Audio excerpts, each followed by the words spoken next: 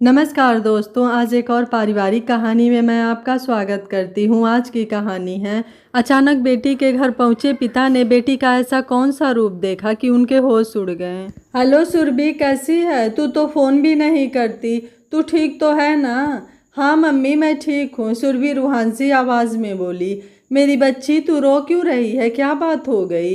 कुछ नहीं मम्मी। सुरभि, अगर तेरा जी नहीं लग रहा है तो तू यहाँ आ जा। आऊँगी मम्मी, लेकिन आप पापा, आपने यही संस्कार दिए हैं अपनी बेटी को, चोरी चुपके इधर उधर फ़ोन करे और ससुराल वालों की चुगली करे। सुरभि अपनी बात पूरी नहीं कर पाती, इससे पहले ही उससे फ़ोन उसकी सास ने छीन लिया और सुरभि की मम्मी रत्ना जी को जो मुंह में आया सुनाती चली गई और खट से फ़ोन काट दिया। तुम्हारी हिम्मत कैसे हुई अपने घर पर फ़ोन करने की? मैंने तुम्हें मना किया था ना फ़ोन करने के लिए, फिर भी तुमने मेरी बात नहीं मानी। अब इसकी सज़ा तुम्हें शाम को मिलेगी। जाओ, जाकर अपना काम करो। सुरभि आंखों में आंसू लिए जाकर काम करने लगी। अब वह सोच रही थी शाम को पता नहीं कौन सा तूफान आने वाला है। सुरभि की मम्मी ने जब सुरभि और उसकी सास की बातें सुनी तो वह परेशान हो गई। उन्हें ऐसे देखकर उनके पति मिहिर जी ने उनसे पूछा, क्या हुआ रत्ना, ऐसे परेशान क्यों हो? और किसका फ़ोन था? क्या बात हो गई? उन्होंने एक साथ कई सवाल कर डाले। तब रत्ना जी आंखों में आंसू भर कर बोली, सुरभि का फ़ोन था। मेरी बच्ची बात पूरी भी नहीं कर पाई कि उसकी सास ने फ़ोन छीन लिया और बहुत कुछ उल्टा सीधा कह गई। आप एक बार सुरभि से मिल आइए, मुझे पता नहीं क्यों बहुत घबराहट हो रही है। पता नहीं मेरी बच्ची ठीक भी है या नहीं। फ़ोन पर भी रो रही थी। रत्ना जी की बात सुनकर मिहिर जी के माथे पर बल पड़ गए और वह गुस्से से रत्ना जी से बोले, मैंने तुम्हें पहले ही मना किया था इस रिश्ते के लिए, लेकिन तुमने मेरी बात नहीं मानी। आज उसका नतीजा हमारी बेटी भुगत रही है। पिछली बातों को ही दोहराते रहेंगे या अपनी बेटी को भी जाकर देखेंगे? मिहिर जी ने गुस्से से एक नज़र रत्ना दी को देखा और बेटी के ससुराल जाने के लिए उठ खड़े हुए। इधर मिहिर जी घर से निकले, उधर रत्ना जी परेशान बैठी पिछली सारी बातें याद करने लगी। सुरभि के लिए रिश्ता तलाश कर रहे थे, लेकिन अभी उनकी तलाश पूरी नहीं हुई थी कि एक दिन उनकी बड़ी बेटी के ससुर आए और आपके लिए गुड न्यूज़ है। कैसी गुड न्यूज़? मिहिर जी ने हैरान होकर उनसे पूछा। तब उन्होंने सुरभि के लिए रिश्ता बताया कि उनके दूर के रिश्तेदार हैं, इकलौता लड़का है, ज़मीन जायदाद वाले लोग हैं। लड़के के दादा बहुत बीमार हैं, जिसकी वजह से वह जल्दी ही शादी करना चाहते हैं और क्योंकि ज़मीन जायदाद वाले लोग हैं तो उनकी कोई मांग नहीं है, क्योंकि अपने ही घर में किसी चीज़ की कोई कमी नहीं है। समधी जी की बात सुनकर मिहिर जी ने कहा कि ठीक है, हम देख लेंगे, क्योंकि समधी जी को भी साफ मना नहीं कर सकते थे, लेकिन मिहिर जी नहीं चाहते थे कि उनकी बेटी की शादी गांव में हो। वह अपने बेटी की शादी शहर में ही करना चाहते थे। लेकिन रत्ना जी कहने लगी कि ज़मीन जायदाद वाले लोग हैं, अकेला बेटा है, 2 बहनें हैं और उनकी शादी हो जाएगी, फिर हमारी बेटी राज करेगी। बड़ी बेटी भी तो अपने घर में खुश रह रही है, हम एक बार देख लेते हैं। तब मिहिर जी बोले, मेघा तो शहर में रहती है, गांव में नहीं। पता नहीं हमारी बेटी शहर में पली बढ़ी है, पता नहीं वह गांव में एडजस्ट कर पाएगी या नहीं। लेकिन रत्ना जी के बार बार कहने पर वह इस रिश्ते के लिए राज़ी हो गए। वह लोग सुरभि को देखने के लिए आए। सुरभि उन्हें पसंद आ गई। उन्होंने लड़के को देखा। लड़का देखने में भी अच्छा था और घर बार भी बढ़िया था। एक बहन की शादी हो चुकी थी, एक बहन कुंवारी थी। एक बार को तो लड़का और उसका घर बार देख कर मिहिर जी को भी रिश्ता ठीक ही लगा, लेकिन वह लोग शादी बहुत जल्दी जल्दी करना चाहते थे। उनका कहना था कि लड़के के दादा बहुत ज़्यादा बीमार हैं और क्योंकि मानो उनका इकलौता पोता है और वह अपने पोते की शादी देखना चाहते हैं, इसलिए वह जितनी जल्दी हो उतनी जल्दी शादी करना चाहते हैं। तब मिहिर जी ने कहा, वह इतनी जल्दी बेटी की शादी नहीं कर पाएंगे, क्योंकि बेटी की शादी है, सभी कुछ देखना होता है। तब उन लोगों ने कहा कि उनके घर में किसी चीज़ की कोई कमी नहीं है, इसलिए उनकी कोई मांग नहीं है। उन्हें सिर्फ लड़की ही चाहिए और वह जल्द से जल्द शादी करना चाहते हैं। बस इसी बात को लेकर मिहिर जी का मन नहीं मान रहा था। मगर रत्ना जी कहने लगी, क्या हुआ? बहुत से लोग बड़े बूढ़ों की ख्वाहिश पूरी करने के लिए जल्दी शादी कर देते हैं, इसमें परेशान होने वाली कौन सी बात है? लेकिन रत्ना, चाहे वह कोई मांग नहीं कर रहे, लेकिन हम बेटी को यूं ही खाली हाथ तो नहीं भेज सकते। मिहिर जी ने रत्ना जी के सामने अपनी एक और परेशानी रखी। तब रत्ना जी बोली, आप परेशान क्यों हो रहे हैं? मैंने काफ़ी कुछ जोड़ रखा हुआ है और बाकी सब हो ही जाएगा, आप परेशान क्यों होते हैं? इस तरह सुरभि का रिश्ता मानव के साथ हो गया और बड़ी मुश्किल से 1 महीने के टाइम पर शादी तय हो गई। और जितना भी मिहिर और रत्ना जी से हो सका उन्होंने अपनी बेटी को ज़रूरत के हिसाब से सभी कुछ दिया था और सुरभि ससुराल पहुंच गई। 1-2 महीने तो सब कुछ सही रहा, लेकिन धीरे धीरे करके उन लोगों की हकीकत सुरभि के सामने आने लगी। उसे पता चल गया कि उसका पति मानो कुछ काम धाम नहीं करता है, वह बस सारा दिन आवारागर्दी करता फिरता है और इसी वजह से उसका रिश्ता नहीं हो रहा था। इसलिए उन्होंने दादाजी के बीमार होने की बात का सहारा लेकर यह रिश्ता और जल्दी जल्दी यह शादी करवाई थी। जब यह बात सुरभि को पता लगी तो उसे बहुत दुख पहुंचा, लेकिन उसने सोचा वह प्यार से मानव को समझाएगी तो शायद उसकी समझ में बात आ जाए और वह काम करने लगे। इसलिए उसने कोई भी बात अपने मायके अपने माता पिता को नहीं बताई। मगर यही उसकी सबसे बड़ी भूल थी, क्योंकि जब तक मानव के पिता रघुवीर जी वहाँ रहे तब तक सब ठीक रहा और उनके जाने के साथ ही उसकी सास ने अपना रंग दिखाना शुरू कर दिया।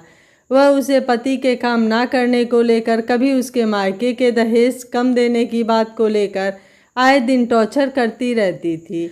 घर में जो भी नौकर चाकर लगे हुए थे उन्हें यह कहकर हटा दिया गया कि हमने तो शादी का घर है इस वजह से नौकर चाकर लगाए थे, लेकिन पहले सारे काम मैं ही संभालती थी, अब तुम संभालो बहू, अब यह तुम्हारी जिम्मेदारी है। अब इतने बड़े घर की साफ सफाई के सारे काम सुरभि के जिम्मे आ गए और उसे यह कहा गया कि तुम्हारा पति कोई काम नहीं करता और तुम दिन भर खाना खाने के अलावा करती क्या हो? कुछ काम करके तुम तो इस घर के प्रति अपनी जिम्मेदारी निभाओ। और वह मानव से जब काम करने को कहती या कोई बात कहती, रात में तो मानव काम करने की हामी भर लेता, लेकिन सुबह होने के साथ ही वह फिर अपने पहले वाले रंग में आ जाता। मम्मी जी, मेरे कमरे की लाइट ख़राब हो गई है, एलईडी बल्ब मंगवा दीजिए। ऑर्डर तो महारानी ऐसे कर देती हैं जैसे पति कितना कमाता हो और मायके से जाने कितना दहेज भर कर लाई हूँ। मेरे पास पैसे नहीं हैं, अपने पति से कहो वह मंगा कर देगा या अपने माँ बाप से कहो वह मंगा कर देंगे। सुरभि की सास चित्रा सी ने तड़क कर कहा। सुरभि चुप रह गई। जब उसने मानव से कहा तो उसने कहा, मैं काम देख रहा हूँ, जैसे ही मुझे काम मिल जाएगा तब मैं तुम्हारी सारी ज़रूरतों को पूरा कर दूँगा। लेकिन मानव, हमारे कमरे में अंधेरा रहता है, अब तो कुछ करना चाहिए। ठीक है, मैं कुछ करता हूँ। मानव ने एक छोटा सा बल्ब लाकर उस कमरे में लगा दिया, लेकिन उससे कमरे में पर्याप्त उजाला नहीं रहता था। मम्मी जी, घर में पोछा खराब हो गया है, पोछा मंगा दीजिए, पोछा लगाना है। उसकी बात सुनकर उसकी सास ने फिर से वही जवाब दिया कि या तो अपने पति से मंगाए या अपने मायके से, मेरे पास पैसे नहीं हैं। गर्मी आई तो सबके कमरे में एसी ही लगे हुए थे, लेकिन सुरभि के कमरे में एसी नहीं था। तब उसने मानव से कहा। मानव ने फिर वही अपना रटा रटाया जवाब दे दिया कि उसके पास कोई काम नहीं है, जब कोई काम मिल जाएगा तब देखेगा। और सासू माँ जी से कहने का तो कोई मतलब ही नहीं था, अगर उनसे कहती तो फिर वही जवाब पकड़ा देती। इसलिए सुरभि गर्मी में जैसे तैसे अपना टाइम काट रही थी। एक दिन सुरभि ने मानव से कहा कि वह अपने घर जाना चाहती है। मानव ने कहा, ठीक है, मैं मम्मी जी से पूछ लेता हूँ। उसकी सास ने पहले तो जाने से मना कर दिया कि यहाँ पर काम कौन करेगा, लेकिन फिर ज़्यादा कहने पर कि ठीक है चलो 1-2 दिन के लिए चली जाओ, उसे मायके भेज दिया। और पहले ही सुरभि से यह कह दिया कि इधर उधर की चुगली मत लगाना, अगर तुमने ऐसा किया तो हमसे बुरा कोई ना होगा। सुरभि अपने घर आ गई। घर आकर उसने वह उसकी जो भी ज़रूरतों का सामान था वह सब अपनी मम्मी से कहा। तब बेटी के मुंह में रत्ना जी ने सब कुछ लाकर दे दिया। सुरभि ने जब अपने पापा से कही कि उसे गर्मी लगती है और वह यह घर वाला एसी उसे दे दे और अपने लिए दूसरा ले आए, तब उसके पापा ने उसे एक नया एसी भी लाकर दे दिया, लेकिन साथ ही में यह बात भी कही कि बेटा अब तुम्हारी शादी हो गई है, यह सारी ज़रूरतों के लिए तुम अपने पति से कहो वह ला कर देगा। अपने पापा की बात सुनकर सुरभि सर झुकाकर रह गई। अगले दिन मानव उसे लेने आ गया और सुरभि वह सारा सामान लेकर मानव के साथ अपने ससुराल आ गई। सामान देखकर उसकी सास ने कुछ भी नहीं कहा और जब उसके कमरे में एसी लगा गई, बिजली के बिल का ताना और बढ़ गया और सुरभि जब भी मायके जाने को कहती उसे 1 या 2 दिन के लिए मायके भेजा जाता, साथ में धमकी के साथ, और मानो फ़ोन करके उसे घर के सारे सामान की लिस्ट बता देता था और वह अपनी मम्मी रत्ना से कहकर जो भी सामान मानो बताता वह सब लेकर ससुराल पहुंच जाती थी। सब इसी तरह से चल रहा था। अगर सुरभि अपने घर फ़ोन करना चाहती तो उसे फ़ोन भी नहीं करने दिया जाता था। गर्मियों के ही दिन थे कि जब सुचित्रा जी कमरे का एसी खराब हो गया, तब चित्रा जी ने मानव से सुरभि के कमरे का एसी निकलवा कर अपने कमरे में लगाने को कहा। तब सुरभि से बर्दाश्त नहीं हुआ तो उसने मानव से कहा, मैं अपने कमरे का एसी नहीं निकालने दूंगी, या मैं अपने मायके से लाई हूँ और मम्मी जी तो यही कहती थी कि अपने मायके से मंगा लो। अब जब मैं अपने मायके से लाई हूँ तब वह क्यों इसे निकलवा रही हैं। कमरे के बाहर खड़ी चित्रा जी ने सुरभि की सारी बातें सुन ली और वह दंदनाती हुई कमरे में आई और बोली, तुम्हारी हिम्मत कैसे हुई मुझे मना करने की? मेरे घर में रह रही हो और मुझे ही मना कर रही हो। तुम्हें यहाँ रहने दे रही हूँ, इतना ही बहुत है। सुरभि ने कहा, मैं कोई यूं ही नहीं रह रही हूँ, सारे दिन आपके घर का सारा काम करती हूँ और मैं यहाँ जो भी सामान इस्तेमाल कर रही हूँ वह सब मैंने अपने मायके से मंगाया है। फिर आप मुझे ऐसे कैसे कह सकती हैं कि मैं आपकी वजह से इस घर में रह रही हूँ? सुरभि का इतना जवाब देना ही चित्रा जी को अखर गया और उन्होंने गुस्से में आकर सुरभि के मुंह पर बहुत ज़ोर से थप्पड़ मार दिया। अब तो सुरभि को और भी ज़्यादा गुस्सा आ गया। वह बोली कि मैं भी अब इस घर में रहना नहीं चाहती हूँ, मैं अपने घर जाना चाहती हूँ। तभी उसकी ननद वहाँ आई और उसने भी सुरभि के ऊपर हाथ उठा दिया और मानव को खड़े देखकर उसकी माँ चित्रा जी बोली, नालायक, खड़े खड़े देख रहा है? तेरी पत्नी मेरी इतनी बेइज्जती कर रही है, मुझसे इतनी जबान चला रही है, तुझे शर्म नहीं आती? मेरे टुकड़ों पे पड़ने वाला, ना कुछ काम करता है ना धंधा, अपनी पत्नी को भी काबू में करके नहीं रख सकता है। बस फिर क्या था, मानो भी उनके चढ़ाए में आकर सुरभि को भला बुरा कहने लगा और सुरभि ने पलट कर जवाब दिया तो उसने भी सुरभि को मारा। सुरभि के चेहरे पर कई जगह चोट के निशान थे और हाथ मोड़ने की वजह से उसके हाथ में चूड़ियाँ धुस गई थी तो हाथ में भी चोट लग गई थी। उसके अगले दिन ही सुरभि ने चोरी छिपे अपने घर फ़ोन किया तो चित्रा जी ने उससे फ़ोन छीन कर उसकी मम्मी को ही उल्टा सीधा सुना दिया। जब मिहिर जी सुरभि के ससुराल पहुंचे, वहां का नज़ारा देखकर उनके होश उड़ गए। सुरभि के सारे चेहरे नीले पड़े हुए थे, हाथ में भी चोट लगी थी और उसकी ननद उसे न जाने क्या कुछ उल्टा सीधा सुना रही थी। लेकिन सुरभि के पापा को सामने देखकर वह खामोश हो गई। सुरभि ने जब अपने पापा को सामने देखा तो वह उनके गले लग गई और रोने लगी। तब मिहिर जी ने सुरभि के सिर पर हाथ रख कर कहा, मत रो मेरी बच्ची, अब मैं आ गया हूँ ना, सब ठीक हो जाएगा। क्या ठीक हो जाएगा, यह भी बताइए समधी जी। आप तो बिना कुछ जाने ही पहले ही अपने बेटी का पक्ष लेने लगे। अपनी बेटी के कारनामे तो सुन लीजिए। आपकी बेटी मुझसे मुंहजोरी करती है और अपने सामान में तेरा मेरा करती है। जरा सी बात उससे बर्दाश्त नहीं होती, यही संस्कार दिए हैं आपने उसे। सुरभि की सास चित्रा जी को जब पता चला कि उसके पिता आए हैं तो वह फौरन वहां आई और आकर उन्होंने सुरभि के पिता को सुनाना शुरू कर दिया। मुझे पता है मेरी बेटी कैसी है और हमने उसे क्या संस्कार दिए हैं, यह मुझे आपको बताने की कोई ज़रूरत नहीं है और मैं अपनी बेटी को यहाँ से लेकर जा रहा हूँ। ठीक है, आप अपनी बेटी को लेकर जाना चाहते हैं तो ले जाइए, लेकिन यह फिर कभी इस घर में वापस नहीं आएगी, चित्रा जी ने तुनकते हुए कहा। मैं ऐसे घर में अपनी बेटी को भेजना भी नहीं चाहता जहाँ उसके साथ ऐसा सलूक हो। मैंने अपनी कैसी फूलों सी बेटी को आपके घर में ब्याहा था और आपने मेरी बेटी का क्या हाल कर दिया है। मिहिर जी ने भी भड़कते हुए जवाब दिया। शाम का वक्त तो हो ही रहा था, मानो के दादा कैलाश जी भी आ गए। जब उन्होंने मिहिर जी को देखा तो उनसे पूछा, अरे बेटा क्या हाल चाल है, तुम तो बेटी ब्याह कर भूल ही गए, कभी इधर की खैर खबर ही नहीं ली। हाल चाल कैसे होते जब मेरी बेटी इतनी परेशान है। हमने आपके ऊपर भरोसा करके बहुत बड़ी गलती कर दी। क्या बात कर रहे हो बेटा, क्या बात हो गई, कुछ खुलकर बताओ तब तो पता चले ना। आप ही देखिए, मैंने अपनी बेटी को ऐसे भेजा था जो हाल आपके घर वालों ने मेरी बेटी का कर दिया है। उसे मारा पीटा गया है, यही जहीलियत दिखाई है। आपके घर वालों ने कितना मारा पीटा है मेरी बच्ची को, लेकिन क्यों? उनकी बात सुनकर कैलाश जी जैसे बहुत हैरान हुए। आपने यह बात खूब कही, आपके घर में क्या कुछ हो रहा है और आपको पता भी नहीं है। बेटा मैं तो ज़्यादातर बाहर ही रहता हूँ, ज़मीनों की देखभाल का काम मेरे ही जिम्मे है। अब रघुवीर तो यहाँ रहता नहीं, वह तो महीने में ही घर आता है, तो मुझे यह सब देखना होता है, इसलिए मैं घर में रहता नहीं हूँ। मेरे पीछे क्या हुआ है कुछ पता तो चले, कैलाश जी ने अपनी सफाई में कहा। तब मिहिर जी ने उन्हें सारी बात बताई। कैलाश जी को बहुत ज़्यादा गुस्सा आया यह सब सुनकर।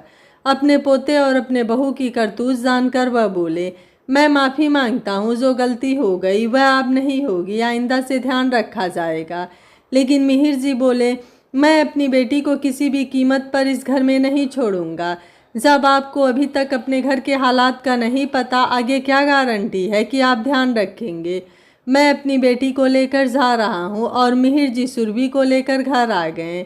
जैसे ही सुरभि घर पहुँची, रत्ना जी ने सुरभि को देखा। सुरभि की हालत देखकर रत्ना जी की आंखों में आंसू आ गए। वह सुरभि को गले लगाकर रो पड़ी। यह तुझे क्या हो गया? तेरा क्या हाल कर दिया उन्होंने? यह सब तुम्हारा ही किया धरा है। मैं तो पहले ही मना कर रहा था इस रिश्ते के लिए, लेकिन तुमने अपनी जिद हठधर्मी के आगे मेरी चलने नहीं दी और उनकी जायज़ नाजायज़ मांगे पूरी करती रही।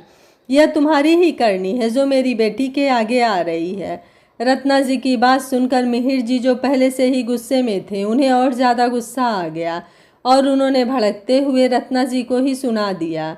क्योंकि सुरभि ने रास्ते में उन्हें सारी बातें बता दी थी। मानव के कामचोर होने को लेकर वह जो अब तक छोटी मोटी जायज़ नाजायज़ फरमाइशें यहाँ से पूरी करती रही, वह भी। मुझे क्या पता था वह लोग ऐसे निकलेंगे। मैंने तो सोचा था इकलौता बेटा है और ज़मीन जायदाद वाले लोग हैं, हमारी बेटी राज करेगी। मुझे नहीं पता था कि वह इतने गए गुजरे निकलेंगे। ज़मीन जायदाद और कारोबार अच्छा होने के बाद भी वह छोटी छोटी ज़रूरतें यहाँ से पूरी करेंगे। मैंने तो सिर्फ यही सोचकर उनकी मांगों को पूरा किया कि अब जब हमारी बेटी की शादी हो गई है तो बस वह अपने घर में खुश रहे। मुझे नहीं पता था कि बात इतनी आगे बढ़ जाएगी। तब मिहिर जी सिर पकड़कर बैठ गए और बोले, हाँ, अकेले इसमें तुम्हारी जिम्मेदारी थोड़ी ना है। जब मुझे लगा था कि वह इतनी जल्दी क्यों कर रहे हैं, मुझे भी तभी मना कर देना चाहिए था। शायद इसका जिम्मेदार मैं भी हूँ। नहीं पापा जी, जिम्मेदार मैं भी हूँ। जब मैंने देखा कि वहाँ मानो कोई काम नहीं करता है, तभी मुझे आपसे बताना चाहिए था और उनकी मांगे लेकर मम्मी जी से कहती रही।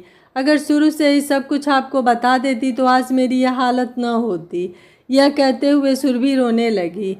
छोड़ो बेटा, आप क्या कह सकते हैं कि आखिर जिम्मेदार कौन है। लेकिन अब तुम उस घर में नहीं जाओगी और ना ही उनका कोई फ़ोन उठाओगी। जो भी बात करूँगा अब मैं करूँगा। सुरभि ने अपने पिता की बात मान तो ली, लेकिन सुरभि बहुत ज़्यादा चुप चुप रहने लगी। वह ज़्यादातर अपने कमरे में ही रहती। बाहर निकलना, सबसे मिलना उसे लगभग छोड़ ही दिया था। उसे ऐसे अंदर घुटता देख माता पिता दोनों का मन दुख से भर जाता था। रत्ना, सुरभि को समझाओ, उसे फिर से बाहर की ज़िंदगी की तरफ लाने की कोशिश करो। ऐसे अंदर ही अंदर घुटने से कुछ नहीं होगा। आप सही कह रहे हैं, लेकिन मैंने बहुत कोशिश करके देख ली, मगर वह मेरी बात समझती ही नहीं। कुछ भी कहती हूँ बस चुप ही रहती है, कुछ बोलती ही नहीं। मेरा दिल चाहता है दूसरों की बेटियों के साथ ऐसी घटिया हरकत करने वाले लोगों को अच्छा सबक मिलना चाहिए, ताकि वह किसी और बेटी के साथ ऐसा न कर सके। तुम सही कह रही हो, लेकिन ऐसे लोगों को तो बस ऊपर वाला ही समझ सकता है, क्योंकि ऊपर वाली की लाठी में आवाज़ नहीं होती है। लेकिन जब वह किसी पर पड़ती है तब अगले पिछले सारे हिसाब पूरे कर देती है। और तुम टेंशन मत लो, मैं सुरभि से बात करके देखता हूँ। यह कहकर मिहिर जी सुरभि के लिए जो आइसक्रीम लाए थे वह लेकर सुरभि के कमरे की तरफ चल दिए। सुरभि, देखो, मैं तुम्हारे लिए तुम्हारी फेवरेट आइसक्रीम लेकर आया हूँ। अब जल्दी से खा लो, नहीं तो तुम्हारे छोटे भाई के हाथ लग गई तो वह इसे नहीं छोड़ेगा। उनकी बात सुनकर सुरभि फीकी सी हंसी हंस दी। पापा, मेरा बिल्कुल भी मन नहीं है। जब मेरा मन होगा तब मैं खा लूँगी। सुरभि, इस तरह अकेले रहने से और कुछ नहीं खाने पीने से हमारा कोई नफ़ा तो नहीं हो रहा, बल्कि नुकसान ही नुकसान है। बेटा, जो गलत कर रहे हैं वह तो खुलकर घूमते हैं और हमने तो कुछ गलत भी नहीं किया है, तो तुम इस तरह अंदर कमरे में रहकर खुद को सज़ा क्यों दे रही हो? बेटा, बाहर निकलो, सबसे मिले जुलो। पापा, अब मेरा दिल चाहता है कि मैं किसी से ना मिलूं। ऐसा लगता है कि जैसे सबकी आंखें सवाल कर रही हों कि तुम ससुराल कब जाओगी।